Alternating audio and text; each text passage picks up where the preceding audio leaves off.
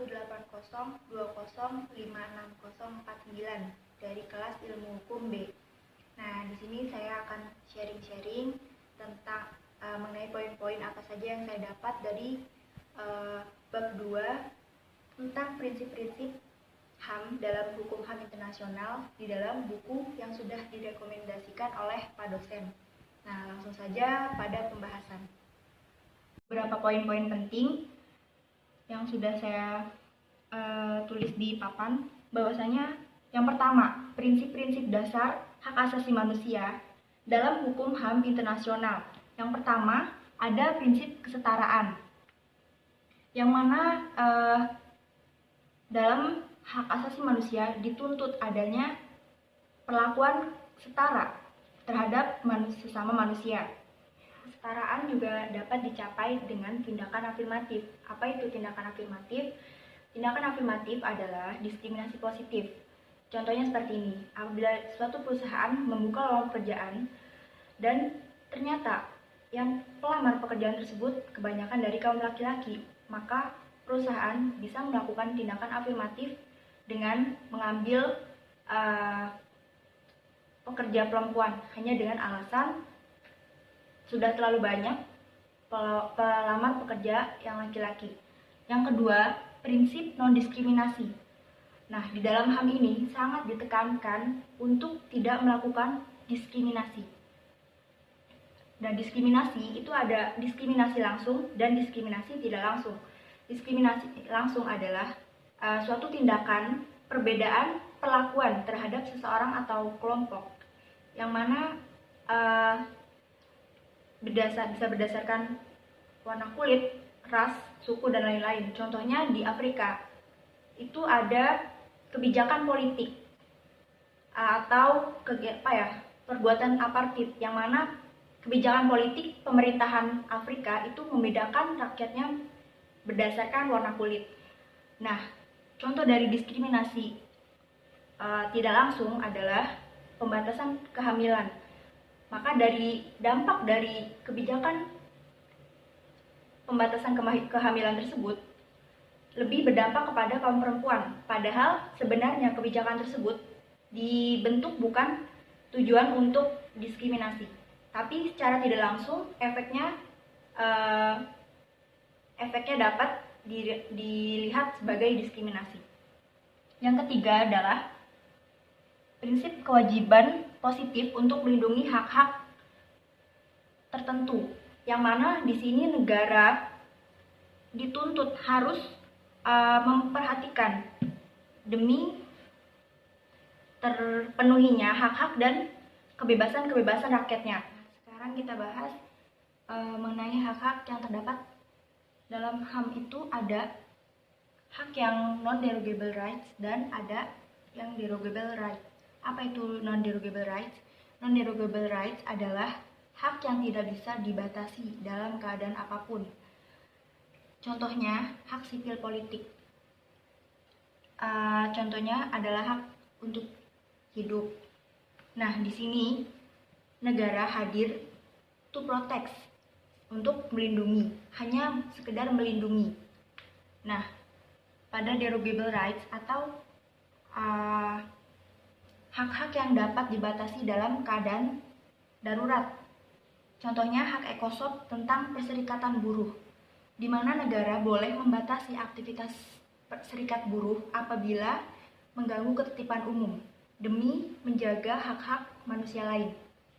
Nah, pada derogable rights ini negara hadir to fulfill, yaitu wajib memenuhi secara penuh mengenai hak-hak ECOSOC. Antaranya hak untuk warga negaranya mendapatkan pendidikan, hak warga negaranya untuk mendapatkan pekerjaan yang layak, dan lain-lain. Selanjutnya, mengenai subjek hukum HAM. Subjek hukum HAM itu ada dua kategori. Yang pertama, kategori aktor negara, dan yang kedua, kategori aktor non-negara. Nah, aktor negara di sini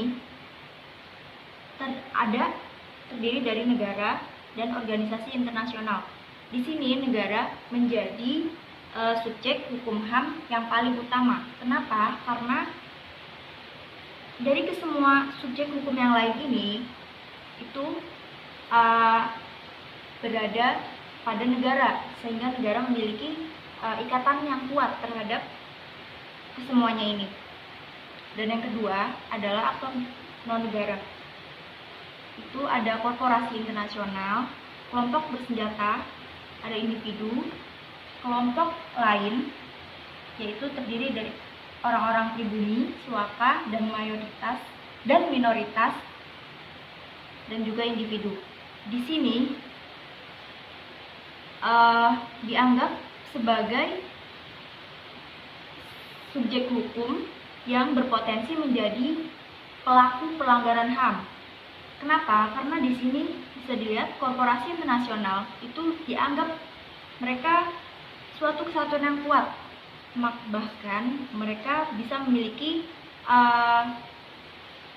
anggota militer tersendiri, dan juga kelompok bersenjata. Di sini mereka dianggap kuat sehingga berpotensi menjadi pelaku pelanggaran HAM. Nah, makanya ini dianggap sebagai subjek hukum HAM aktor non-negara pemangku kewajiban, yang mana mereka berkewajiban menjaga hak-hak asasi manusia. Nah, selain itu, di sini ada kelompok lain, yaitu orang-orang pribumi, suaka, dan kaum minoritas, dan juga individu. Di sini mereka sangat rentan menjadi korban dari pelanggaran HAM, sehingga mereka dianggap sebagai subjek hukum HAM, aktor non-negara, pemangku hak.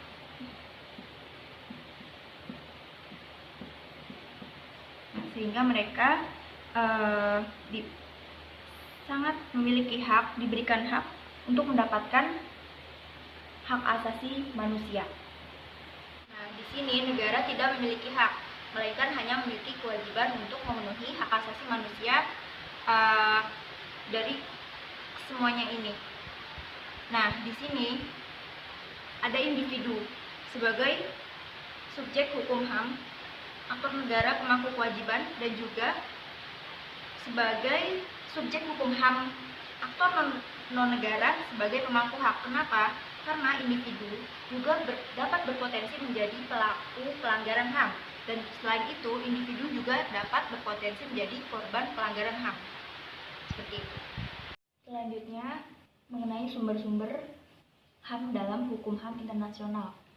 Nah, sumber-sumber HAM dalam hukum HAM internasional ini ada yang bersifat mengikat secara hukum dan ada yang tidak mengikat secara hukum.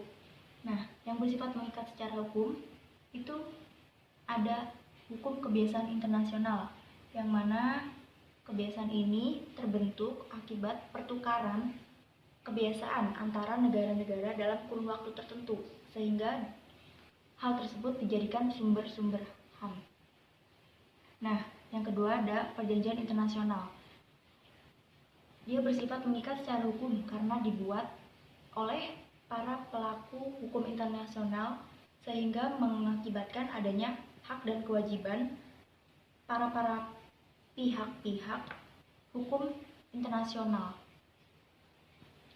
Dan yang ketiga ada kesepakatan bilateral dan regional. Di sini dapat dikatakan sebagai kesepakatan multilateral karena memiliki beberapa pihak dan menghasilkan adanya hak serta kewajiban bagi para pihak-pihak terkait. Kedua, sumber-sumber yang tidak mengikat secara hukum. Yang pertama ada deklarasi organisasi-organisasi internasional dan regional yang biasanya disahkan oleh PBB maupun organisasi internasional lainnya, itu dapat dijadikan acuan namun tidak bersifat mengikat. Yang kedua, kebijakan dan praktek internasional, yaitu berupa beberapa keputusan ataupun tindakan dari organ-organ PBB maupun organisasi internasional lainnya, itu juga dapat dijadikan rujukan namun tidak bersifat mengikat. Contohnya mencakup pendapat ataupun rekomendasi dari Mahkamah Internasional atau International Court of Justice. Nah, yang ketiga itu ada kebijakan dan praktek nasional. Bahwasanya hukum nasional, keputusan peraturan nasional, keputusan pengadilan nasional, ataupun kebijakan-kebijakan pemerintah dalam negara-negara itu juga dapat dijadikan rujukan dalam melaksanakan tujuan-tujuan HAM, namun tidak bersifat mengikat secara internasional. Nah, selanjutnya adalah reservasi. Menurut Undang-Undang Nomor 24 Tahun 2000 tentang Perjanjian Internasional, reservasi adalah pernyataan sepihak suatu negara untuk tidak menerima berlakunya ketentuan tertentu pada perjanjian internasional dalam rumusan yang dibuat ketika menandatangani, menerima, menyetujui, atau mengesahkan suatu perjanjian internasional. Artinya, di sini negara boleh pilih-pilih pasal mana yang akan diambil atau pasal mana yang tidak mau diambil saat meratifikasi suatu perjanjian internasional. Nah, teman-teman udah tahu kan ratifikasi itu apa? Ratifikasi itu suatu prosedur di mana mengambil suatu peraturan internasional yang kemudian diadopsi ke dalam undang-undang nasional. Contoh reservasi yang dibuat oleh Indonesia adalah pada ketentuan pasal 30 ayat 1 Konvensi menentang penyiksaan dan perlakuan atau penghukuman yang kejam, tidak manusiawi, atau merendahkan martabat. Nah, di sini Indonesia menyatakan tidak terikat pada aturan tersebut.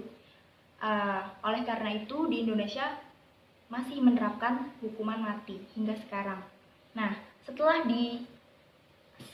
suatu negara melakukan reservasi atau memilah-milih ketentuan mana yang akan diambil, itu negara tersebut harus mendeklarasikan hasil reservasinya tersebut. Nah, selanjutnya mengenai pelanggaran HAM. Nah, definisi pelanggaran HAM menurut hukum HAM internasional sendiri adalah pelanggaran terhadap kewajiban negara yang lahir dari instrumen-instrumen internasional hak asasi manusia, yang mana pelanggaran negara terhadap kewajibannya itu dapat dilakukan dengan cara act of commission ataupun act of omission. Nah, act of commission ini adalah dengan cara berbuat sesuatu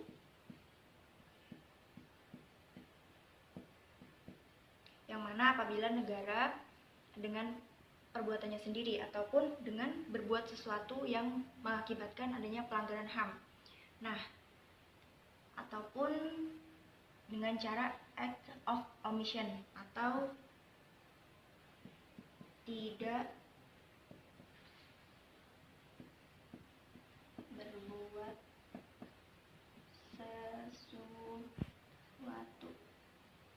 atau lalai.